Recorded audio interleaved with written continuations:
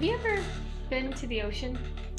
The beach is, well, I think the beach is only fun if you get into the water. Terrence and I have both grown up in tropical places for most of our lives, and we've always lived near the beach. Terrence from Iloilo and Cebu, and me from Florida.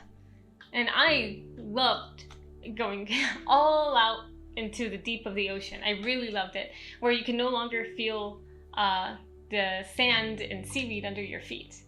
And I would let my head bob to the rhythm of the waves. And it's just, for me, it was just so fun and relaxing, and it was just like the closest thing to flying. And I know some people get freaked out by that. And some people really do think that the ocean is scary, and it is. I mean, it's got sharks and jellyfish and Floridians, and yeah, they can seem pretty scary, but the scariest part of the ocean is actually the ocean itself. First, there's a lot of it, and it can get very easy to get lost, and there's also the waves. Sometimes you can get caught in what you call a rip current. A rip current happens when you are kind of in an awkward position between the land and the deep of the ocean. Basically, it feels like the waves pull you in, suck you in, and then slam you until you stumble onto the shore. It kind of feels like, you could say, like a washing machine, that rotating motion. And it can be very scary, especially if you're new to the ocean. And the best thing to do when you are caught in a rip current is to relax, to stay calm. You won't win against the ocean, so you just have to relax. Don't struggle, don't fight it. Don't try to find up or try to get air, because eventually the waves will either calm down or bring you to land.